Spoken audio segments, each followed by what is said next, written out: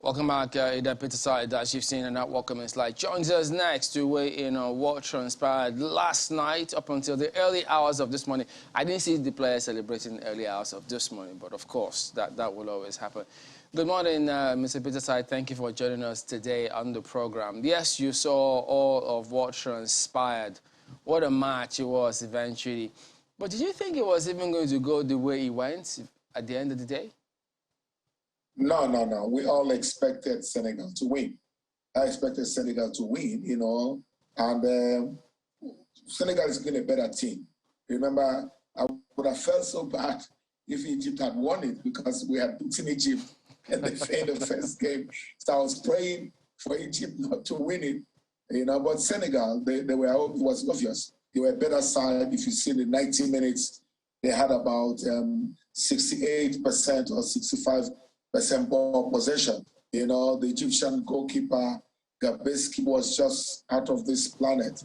He kept the Egyptians in the game. So congratulations to Senegal. They have played almost in 2 or 3 finals already, even the last one against Algeria, and they did not win it. So we're all excited for Mane especially, and for the coach. The coach has been coaching Senegal for 8 years now. He's been highly criticized, and they've always felt they had this crop of golden players that could win a tournament. Fortunately, they won it yesterday.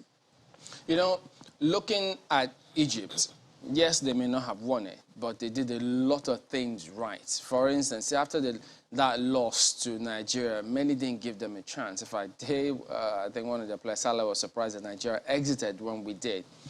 But the way they play, there must have been lessons. Almost everyone could tell you, this is how Egypt is going to play. This is how North Africans play. This is what they bring to the table. Do we pick up a thing or two from all of that and ensure that we bring them to our own football and improve moving forward? Because if they didn't have any more than 1, 2, 3 standout stars, as a unit, they got to the final. Yeah, they had 7 home-based players. Every game they played, they had 7 of their locally based players playing in that team. The North Africans have been ahead of us, especially in planning and in preparation and in knowing what to do, the right thing, especially when it is necessary. And you could see them. They were a bunch, was a team. And they had Ali players, about 6 or 7 players coming from Ali. They had players from Zamalek. They had a cluster of players. And what about their goalkeepers? Remember the first goalkeeper had injuries. And the goalkeeper that played in the last 3 games was a reserve goalkeeper. We don't have that. We don't have tried and trusted people. They have built this team over the years. Again, even with the Senegalese team, they have built the team over the years. And that's the consistency we've been talking about. They were fantastic. We had a fantastic finals, and we enjoyed the game. It was beautiful to, if we are 1 hour ahead of you there. So we stayed up till about past 1 or thereabout, watching the African glamour finals, and it was worth it. Really was worth it. And I'd like to talk about something outside that match, but it had its effect on that match, and that's about timing. So Senegal had more time to rest, as it were, compared to Egypt. And you heard about that appeal that the Egyptian team put forward to CAF, which was eventually rejected. We've gotten to a time when, football is more scientific. I mean, we have the VAR now. We've thought, let's allow more substitutions because of COVID. A lot of things have changed, essentially, in football these days. So could that have been something to, look into for Egypt, maybe not now, but moving forward, so that the teams have equal opportunities, as it were? Well, a lot of people would say it affected Egypt, but I don't really think so. Why? Because at the beginning of the tournament, these fixtures are made. And you don't change them because one team feels not rested. Like I've always said, I always call it a 6-game tournament. The finals, anything can happen. The finals, the 7th game wins you the tournament if you do well. So the preparation has been there, and they rested for 2 days. We're in a tournament. Tournament games are, 2 days, 3 days rest. And It's expected. Quite unfortunately for them, the Senegalese had more time, about 4 days, and they had 2 days to rest. But when you get to the final, technically, really, fatigue just leaves you because your focus is on the trophy. Fatigue would step in like it did for them, it did to them when they went into the extra time. Fatigue steps in when your body, the excitement and everything wears out, then you need the body to carry you through. Again, we can't keep giving excuses. You go for a tournament, your goal is to win it. But was it just me? Now back to the match. Well, we expect that maybe this might change moving forward, depending on what the football authorities think. But about the match now, was it just me, or Salah wasn't quite the Salah that we were used to? So is it a function of the players he plays with in Liverpool, or this AFCON was just overwhelming for him? Maybe it was just me, but what do you think? About what? I lost you there. Okay, about Salah. I mean, watching Salah play during AFCON and yesterday, it wasn't quite the Salah that I'm used to watching play for Liverpool, for example. So I'm wondering, is it a function of the players he has to play with in Liverpool, or the competition in the AFCON, or the players in Egypt? What do you think may have been responsible for that? Except it was just me. This is Africa. This is Africa. It's different here. This is a jungle. They kicked him left, right, and center. In Europe, the referees will protect you. Here, nobody protects him. They can't, look at the game. 3 guys would be on him. It happened to Moses Simon. Remember, this is Africa. We don't take prisoners.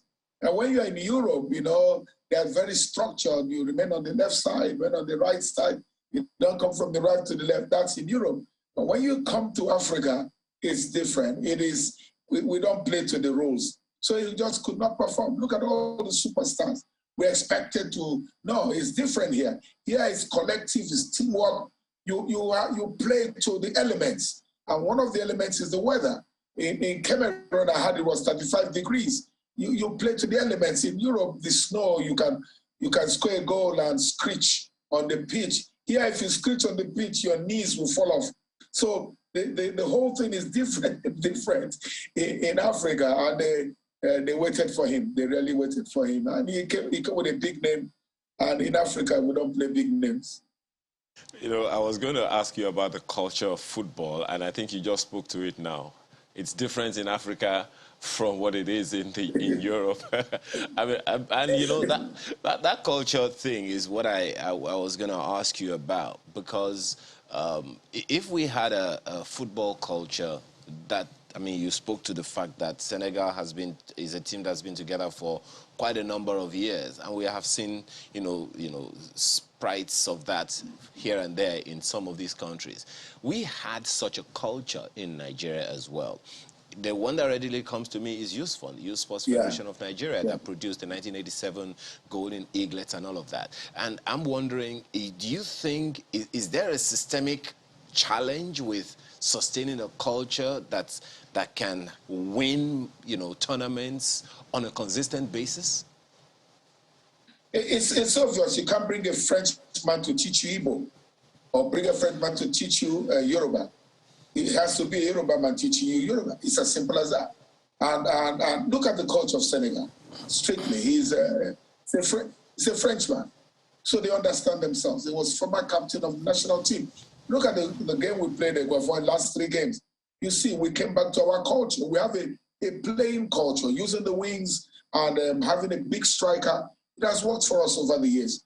That's why we're excited. We hear the NFF want to keep Eguavois and bring in 1 or 2 people. If that is true, then we're excited. You know, most people come from North Africa. I mean, the Western Bloc, Western Europe, or they come from Europe. There's a different mentality. And again, a lot of things again, when you see our national team, another factor is we have we call them the Oyibo players. Our Oyibo players don't understand our system because they are born in Europe, they come from Europe, and they're invited into our national team. We need to build a culture that when they come in, when our Oyibo players come in, they have a system on ground. And that system on ground is what they have to make adjustments. But what we are doing, we are telling our own local players to adjust to the Oyibo system. It will not work. And that's why we need a local coach. And once we get a local coach, you know, I saw a picture over the weekend where Eguavoen went to the stadium, was it in Kwara? He went to Kwara to watch Kwara United. That's the way to go about it. You have a formation in your mind, you look for the local players, and whoever you invite to the national team, play to the strengths of your local system. Let me quickly ask you this. It must have made you very proud that a goalkeeper won man of the match yesterday, and I think it was no surprise that it was the goalkeeper from the Egyptian side because he really did a yeoman's job. But what were your thoughts on that?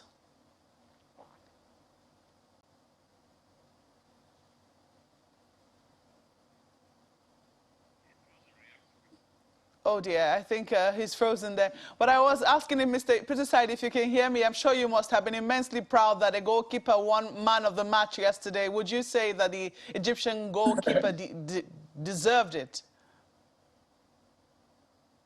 Yeah, they gave it to the Senegalese goalkeeper, which I think, the overall tournament was given to the Senegalese goalkeeper. But the particular game, this particular game, the finals, was given to the Egyptian goalkeeper. Perfectly right. He was stupendous. He was just out of this world. You know, he kept Egypt in the game, and I think he deserves that. I'm proud that the goalkeeper, like you say, I was one. I'm happy that the goalkeeper won the man of the match. But when a goalkeeper wins the man of the match, it means that the team was under a lot of pressure, and it's obvious that the Egyptians were under a lot of pressure. Overall, how would you rate the hosting of Cameroon of this AFCON, and how optimistic are you that moving forward, the next host, I think it's Côte d'Ivoire, will be able to do an even better job? Yeah. They did a splendid job. They did a splendid job. Cameroon, you know, with all the COVID issues, and remember they were supposed to have hosted it 2 years ago, and the rights were taken from them. And people were not too sure, you know, especially the hotels. There are a lot of things we did not see, but we were hearing the stories that the hotels were bad, the roads were bad, they were taking power, but that didn't affect the game. Overall, and we saw the opening ceremony and the closing ceremony, absolutely beautiful. Again, congratulations to them with what they've gone through. I think they did a swell job. We look forward to Ivory Coast in the next 18 months. So I know you've spoken about the African football, the way we play, how they kick you, they don't play big names, and then we have our culture of playing. But then it's still a global game with global rules and global standards. Where do you think, looking at this quality, the technical aspect of our game here compared to the rest of the world, how far or close are we from getting the big one, the World Cup, for instance? We've bridged the gap. We've bridged the gap a whole lot. Again, like I said, there are too many factors in Africa. If we can get those factors, I said it the last time, a lot of people called me and agreed with me, some politicians criticized me. You have to, it's football.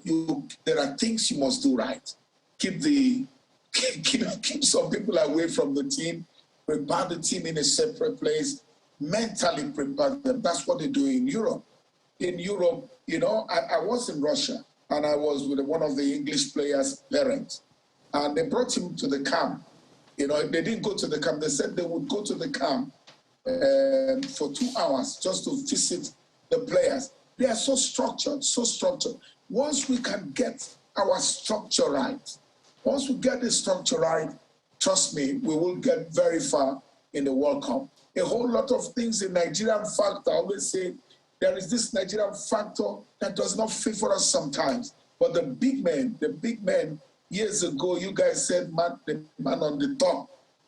That's where the issue is. Let football be played. Let football be played on the pitch, and we will go very far.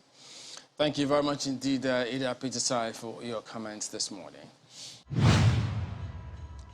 All right, let's take a look at some feedback coming through. Habila sends this one about